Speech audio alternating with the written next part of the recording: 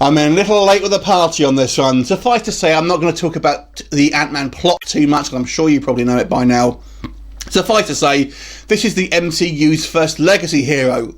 What do I mean by that? This is the first time we've had a hero taking over the mantle from someone else.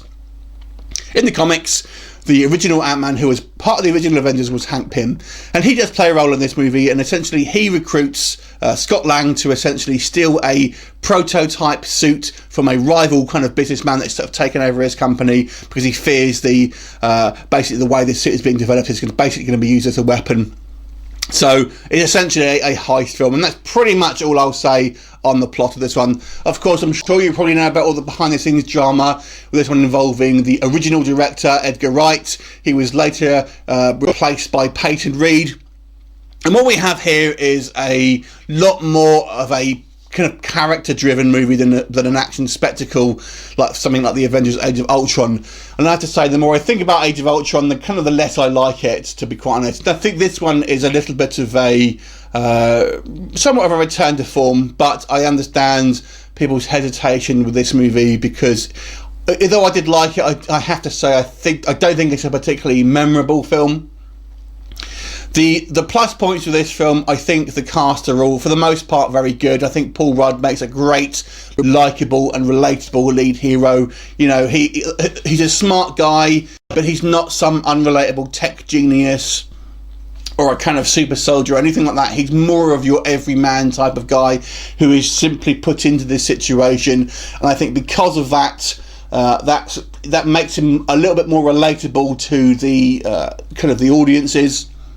I have to say, a lot of criticism is aimed at why isn't Hank Pym the central character here, and I have to say, and this is my own speculation, why they went with Scott Lang is because Hank Pym is actually, if you think about it, has a very kind of similar character arc to Tony Stark and Bruce Banner. He's a scientist who creates some kind of weapon that ultimately he uses for good, and it's the same arc as those two guys, and I just don't think they wanted another kind of like hero scientist creating some kind of weapon and then using it to fight a nemesis. So instead they've mixed it up a little bit and had Scott Lang, so you can have a different type of personality, I think. And that's I understand that. But it leads me on to my second character, obviously, Hank Pym, played by Michael Douglas. And I will say this, I think this is not mentioned because it's right at the beginning of the film, but they use a technology to de-age Michael Douglas, and it is the best I have seen. It looks incredible. It looks just like a young Michael Douglas, and hats off to the special effects department there, because it's incredible.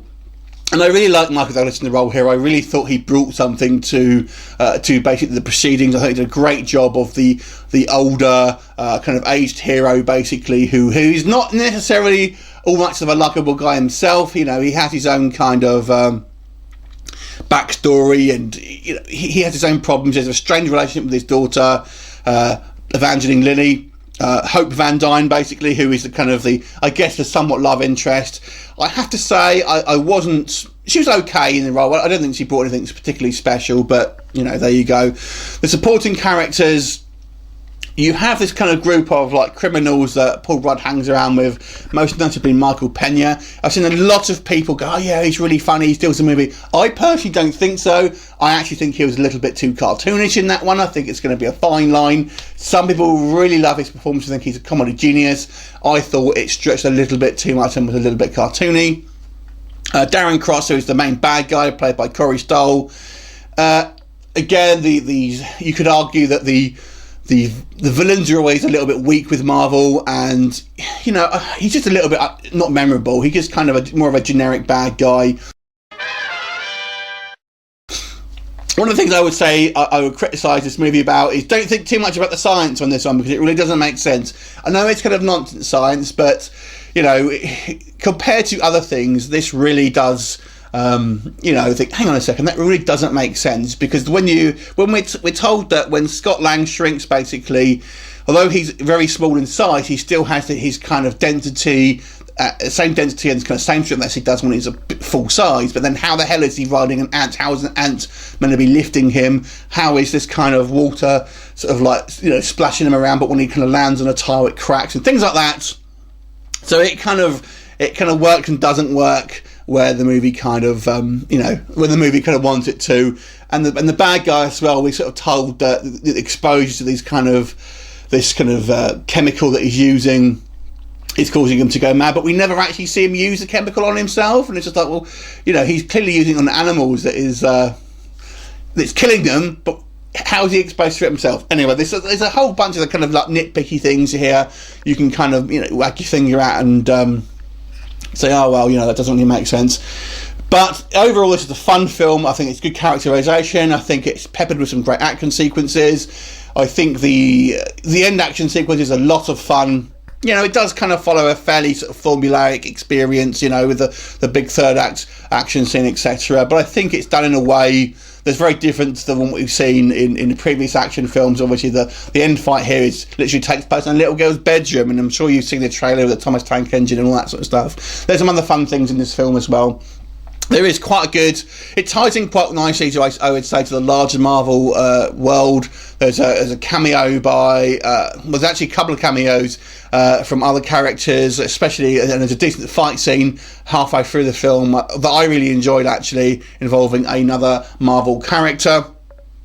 But overall, I think this is a fun film, enjoyable. I have to say, I probably would rank it in the top 5 Marvel films. I don't think it's at the top.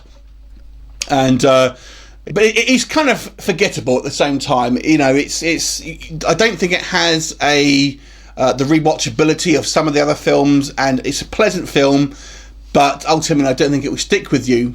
But overall, it's a good film. You should definitely see it at least once. I will give this movie a 7.5 out of 10. Have you seen it? What did you think of it? Leave me a comment, and I'll look forward to seeing you next time. Bye for now.